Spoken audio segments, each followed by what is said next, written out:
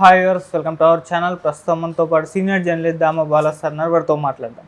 నమస్కారం. నమస్తే sir, KK survey మనకు తెలుసు. ఆంధ్రప్రదేశ్ ఎలక్షన్స్ కంటే ముందర ఆయన చెప్పిన సర్వే ప్రకారంగానే ఆ రిజల్ట్స్ రావడంతో ఒక్కసారి లైమ్ లైట్లోకి వచ్చారు, ఫేమ్ అయ్యారు కూడా. అయితే ఇప్పుడు ఆయన ఒక ఇంటర్వ్యూలో బీజేపీ గురించి చెప్పారు. సార్, బీజేపీ ఒక మునిగిపోయే నావ లాంటిది, లైక్ టైటానిక్ షిప్ లాంటిది. సో తొందరలో ఓడిపోతుంది, వచ్చే ఎలక్షన్స్ అన్నింటిలో కూడా ఓడిపోతుంది. దాంతో ట్రావెల్ చేయడం అటు టీడీపీకి జనసేనకి నష్టమే కానీ లాభాలు ఉండవని అంటున్నారు. మరి ఎంటర్గా చూసుకుంటే కేకే సర్వే ఎటువంటి ఇంపాక్ట్ చూపించే అవకాశం ఉంది ఆంధ్రప్రదేశ్లో? కేకే మామూలుగా అతను చూడడానికి ఏదో సాధారణంగా అతనికి పెద్ద బ్రెయిన్ లేదేమో అన్నట్టుగా ఉంటాడు, కానీ అతను సర్వే మాత్రం పక్కాగా ఎవరు ఊహించని సర్వే చేశాడు. అతను ముందుగా సర్వే చేసినప్పుడు, అంటే ఎగ్జిట్ పోల్స్ వచ్చినప్పుడు అతన్ని ఎవరు కూడా నమ్మలేదు. ఎందుకంటే అతను పెద్ద చాలా తెలివిగా ఉన్నట్టుగానే అట్లా ఏమీ లేడు. ఇతని సర్వే ఏంటి అనేది అందరూ అనుకున్నారు.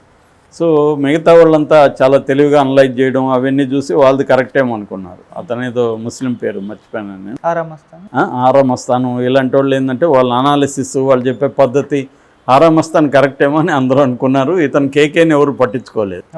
కానీ రివర్స్ జరిగింది. కేకే చెప్పింది 100% కరెక్ట్ అయింది, ఆరామస్తాను 100% ఫెయిల్యూర్ అయింది.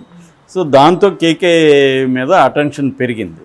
సో ఇప్పుడు అదే కేకే ఇప్పుడు ఎలక్షన్లు జరుగుతున్నాయి. ఆల్రెడీ మొన్న ఫస్ట్ పేజ్ జమ్మూ కాశ్మీర్లో జరిగింది, హర్యానాలో అక్టోబర్లో జరగబోతుంది, తర్వాత మహారాష్ట్రలో జరగబోతుంది, ఆ తర్వాత ఢిల్లీ ఉంది, జార్ఖండ్ ఉంది, తమిళనాడు ఉంది, వెస్ట్ బెంగాల్ ఉంది.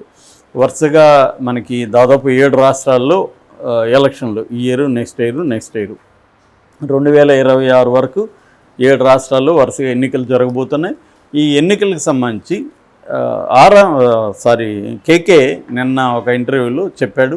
అతను కొన్ని సంచలనమైన స్టేట్మెంట్స్ ఇచ్చాడు. అదేంటంటే బీజేపీ మునిగిపోయే నావా అని చెప్పాడు, టైటానిక్ షిప్ అన్నాడు. అంటే బీజేపీ మునిగిపోతుంది, బీజేపీని నమ్ముకున్న పార్టీలు కూడా ఇబ్బందుల్లోకి వెళ్తాయి, బీజేపీ నెగిటివ్ అంతా కూడా కాంగ్రెస్ పాజిటివ్ అవుతుంది అని చెప్పాడు. ముఖ్యంగా హర్యానా గురించి చెప్పాడు కేకే. హర్యానాలో 90 సీట్లు ఉన్నాయి, అసెంబ్లీ సీట్లు. 90 సీట్లకి బీజేపీ 89 సీట్స్కి పోటీ చేస్తుంది. హర్యానా లోకిత్ పార్టీ అది పోస్ట్ పోల్ అలయన్స్ పెట్టుకునే అవకాశం ఉంది. ఇటు కాంగ్రెస్, ఇటు ఆమ్ ఆద్మీ పార్టీ, వీళ్ళు విడివిడిగా పోటీ చేస్తున్నారు. వాళ్ళు కూడా పోస్ట్ పోల్ అలయన్స్ పెట్టుకునే అవకాశం ఉంది. ఎందుకంటే బీజేపీతో అయితే ఆమ్ ఆద్మీ పార్టీ కలవదు. ఆమ్ ఆద్మీ పార్టీకి కొన్ని సీట్లు, కాంగ్రెస్ కొన్ని సీట్లు వస్తే వాళ్ళిద్దరు కలిసి అలయన్స్తో అక్కడ గవర్నమెంట్ ఫామ్ చేస్తారు. సో మామూలుగా మిగతా సర్వేలు కూడా బీజేపీ అక్కడ రాదనే చెప్తున్నారు. కేకే కొండబద్దలు కొట్టాడు. ప్రతి 3 సీట్లలో 2 సీట్లలో బీజేపీ ఓడిపోతుందని చెప్తున్నాడు కేకే. సో దారుణంగా బీజేపీ ఓడిపోతుంది. బీజేపీ కేవలం హర్యానాలో కాదు, మహారాష్ట్రలో ఓడిపోతుంది, జార్ఖండ్లో ఓడిపోతుంది, తర్వాత ఎన్నికలు జరిగి ఢిల్లీలో ఓడిపోతుంది, తమిళనాడులో ఓడిపోతుంది, వెస్ట్ బెంగాల్లో ఓడిపోతుంది అని అతను చెప్తున్నాడు. 6 రాష్ట్రాల్లో తుడిచిపెట్టుకుపోతుంది బీజేపీ అని. ఆల్రెడీ వెస్ట్ బెంగాల్లో బీజేపీ లేదు, తమిళనాడులో లేదు, ఢిల్లీలో లేదు, మహారాష్ట్రలో కోయిలేషన్ ఉంది, హర్యానాలో ఉంది. సో వీటిల్లో జార్ఖండ్లో కూడా బీజేపీ లేదు. సో బీజేపీ ఉన్నది 2 చోట్లే, ఆ 2 కూడా కోల్పోయే అవకాశం ఉంది. అలాగే మిగతా 4 చోట్ల ఇండియా కూటమి అలయన్స్ మళ్ళీ అధికారంలోకి వస్తుంది. ఖచ్చితంగా ఇది బీజేపీకి దెబ్బే. ఎందుకంటే ఈ 6 స్టేట్స్లో బీజేపీ కానీ కోల్పోతే ఆ మేరకు నెక్స్ట్ వచ్చే 2029లో వచ్చే ఎంపీ ఎలక్షన్లో ఈ ప్రభావం పడుతుంది. సో ఎందుకంటే మామూలుగా ఇప్పుడు 3 సార్లు ఒక పార్టీ కంటిన్యూగా అధికారంలోకి రావడం మాటలు కాదు. మామూలుగా 2 సార్లు రావడమే ఎక్కువ. 3వసారి కూడా వచ్చాడు మోడీ అంటే అది అసాధారణం. అలాంటిది 4వసారి కూడా మోడీ రావడం అంటే అది జరగని పని మామూలుగా అయితే. ఎందుకంటే వాళ్ళు కేవలం మతతత్వాన్ని నమ్ముకొని బీజేపీ ప్రధానంగా ఆ ఇష్యూని చేసుకొని రావాలనుకుంటుంది. కానీ అది సాధ్యం కాదు. ఎందుకంటే ప్రజలకి రియల్ ఇష్యూస్ ఎప్పుడైనా తాగుతాయి. మతం ఎంతసేపు 4 రోజులు గణేష్ చతుర్థి అదేదో చేశారు నిమజ్జనం, మళ్ళీ వాడికి కడుపు కాలుతుంది, వాళ్ళ ఇంట్లో సమస్యలు వస్తాయి, వాడు పోయి పని చేసుకొని డబ్బులు సంపాదించుకోవాలి కదా. 4 రోజులు తాగుతారు, ఎంజాయ్ చేస్తారు, ఎన్ని రోజులు చేయగలరు? కాబట్టి మళ్ళీ రియల్ ఇష్యూస్ మళ్ళీ వెళ్తే కూరగాయల రేట్లు అన్ని రేట్లు పెరిగి ఉంటాయి. మళ్ళీ ఉద్యోగాలు రావు, ఇవన్నీ రియల్ ఇష్యూస్ వస్తాయి కదా. అప్పుడు మళ్ళీ ఈ ప్రభుత్వం ఏం చేస్తుంది, మనకేమిస్తుంది అనేది వాళ్ళకి చర్చకు వస్తుంది. కాబట్టి బీజేపీకి కన్సిక్యూటివ్గా 4th విన్నింగ్ అనేది వెరీ వెరీ డిఫికల్ట్, ఇంపాసిబుల్ అని చెప్పలేం, డిఫికల్ట్. సో దీన్ని ఉపయోగించుకొని ఇండియా కూటమి నిజానికి 3rd ఎలక్షన్లో, మన జరిగిన ఎలక్షన్లో కూడా ఇండియా కూటమి కానీ ఇంకొంత ముందుగా మేల్కొని వాళ్ళల్లో ఐకమత్యం బాగుని ఉంటే అసలు బీజేపీ వచ్చేది కాదు. ఎందుకంటే బీజేపీకి బాగా డౌన్ అయిపోయింది సీట్ల పరంగా, 60 సీట్ల పరంగా దాదాపు 60 సీట్లు తగ్గిపోయినాయి. అందువల్ల చంద్రబాబు మీద, నితీష్ కుమార్ మీద డిపెండ్ అయ్యి ఇవాళ బీజేపీ అధికారంలో ఉంది తప్ప వేరే ఏమీ లేదు, గత్యంతరం లేదు బీజేపీ. సో ఈ కాంటెక్స్లో కేకే చెప్పింది వాస్తవానికైతే దగ్గరగా ఉంది. అతన్ని ఇప్పుడు కూడా మనం అభినందించాలి, వాస్తవానికి దగ్గరగా చెప్పాడు. సో అయితే ప్రధానంగా హర్యానా విషయం మాత్రం అతను చెప్పాడు. హర్యానాలో అనేక ఇష్యూస్ ఏమున్నాయంటే, ఒకటేమో ఫామ్ లాస్, అంటే వ్యవసాయ చట్టాలు, 3 చట్టాలని బీజేపీ తీసుకొచ్చింది. దాని పట్ల మనం పంజాబ్, హర్యానా రైతులే కొన్ని నెలల పాటు వాళ్ళు ధర్నాలు, ఢిల్లీకి వెళ్ళి వీధుల్లో కూర్చున్నారు. వాళ్ళని అనేక రకాలుగా మోడీ ప్రభుత్వం హింసించింది, వాళ్ళని బుల్డోజర్లు ఉపయోగించింది, ఎక్కడికక్కడ ఆపేసింది, వాళ్ళ మీద కేసులు పెట్టింది, రకరకాల వాళ్ళ మీద రౌడీ ఎలిమెంట్స్ని ప్రయోగించింది.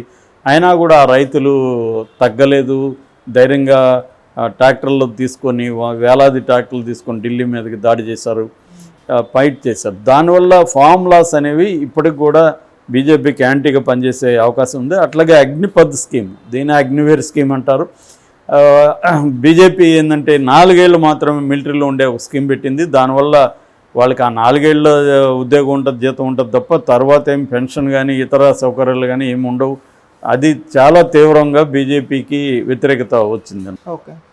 దాని తర్వాత అన్ఎంప్లాయ్మెంట్, మేజర్గా మన దేశంలో ఏంటంటే విపరీతంగా అన్ఎంప్లాయ్మెంట్ పెరిగిపోయింది బీజేపీ ప్రభుత్వం హయాంలో. ఎందుకంటే ఎంప్లాయ్మెంట్కి సంబంధించిన స్కిల్ సెట్ని యూత్కి అందించడంలో బీజేపీ ఫెయిల్యూరు. ఒక అంచనా ప్రకారం ఆస్ట్రేలియా లాంటి, జర్మనీ లాంటి దేశాలతో పోలిస్తే మనం 100-140 సంవత్సరాలు వెనకబడి ఉన్నాం స్కిల్ సెట్లో. మనకి స్కిల్ ఫోర్స్ ఉంది, అంటే హ్యూమన్ రిసోర్స్ ఉంది, యూత్ ఉన్నారు, కానీ స్కిల్స్ లేవు. ఫర్ ఎగ్జాంపుల్ పెద్ద ట్రక్స్ ఉంటాయి కదా, నిడివైన ట్రక్స్, ఆ డ్రైవర్సు సంవత్సరానికి కొత్తగా 6 లక్షల మంది కావాలి, కానీ అటువంటి ట్రైన్డ్ డ్రైవర్స్ లేరు మనకి. అందుకని పెరుగు లాంటి దేశాల నుంచి మనకు వస్తున్నారు. ఇలాగ అనేక విషయాల్లో స్కిల్ లేకుండా అన్ఎంప్లాయబిలిటీ అనేది బాగా పెరిగిపోయింది. రఘురామరాజన్ లాంటి వాళ్ళు అదే నొక్కి చెప్తున్నారు ఎప్పటి నుంచో. దీనిపైన కేంద్రీకరించండి, మీరు చిప్స్ మ్యానుఫ్యాక్చరింగ్ ఇంకొకటి చేస్తున్నారు, అది కాదు, అన్ఎంప్లాయ్మెంట్ని అడ్రస్ చేయండి అని మోడీని చెప్తున్నారు. మోడీ వాళ్ళు కూడా మన బడ్జెట్లో కూడా దీన్ని అడ్రస్ చేస్తున్నారు, కానీ ఇదంత ఈజీ వ్యవహారం కాదు. ఇది కూడా ఒక మేజర్ ఇష్యూ. అట్లాగే రెగ్యులర్స్ ఇష్యూ, రెగ్యులర్స్ మనకు తెలుసు, బ్రిజ్మోహన్ దాస్ అతని పేరేదో ఉంది, బ్రిజ్భూషణ్, అతను వల్ల వినీష్ పోగొట్టు ఇలాంటి వాళ్ళు ఎంత ఇబ్బందులు పడ్డారని మనం చూసాము. అది కూడా హర్యానాకు సంబంధించిన ప్రధానమైన ఆస్పెక్ట్లలో అది ఒకటే. అట్లాగే ఎంఎస్పి అంటే కనీస మద్దతు ధర, మినిమం సపోర్ట్ ప్రైజ్ అంటాము. ఈ మినిమం సపోర్ట్ ప్రైజ్ రైతులకు అందించడంలో కూడా అక్కడ దారుణంగా ఫెయిల్ అయింది హర్యానా రాష్ట్ర ప్రభుత్వం.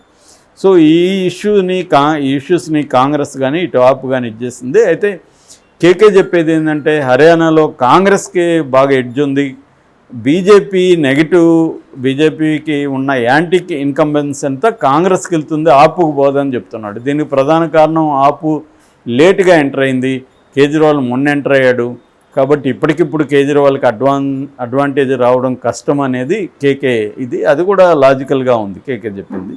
సో ఓవరాల్గా ప్రధానంగా అతను హర్యానాది వివరించాడు, మిగతా రాష్ట్రాలన్నింటిలో కూడా ఓడిపోతుందన్నాడు. అదైతే వాస్తవంగానికి దగ్గరగా ఉంది కేకే చెప్పింది. ఇది కానీ జరిగితే మాత్రం నెక్స్ట్ ఒకవేళ ఇండియా కూటమి వస్తే జగన్ కూడా ఇండియా కూటమి వైపు వెళ్ళే అవకాశాలు ఆల్రెడీ ఉన్నాయి.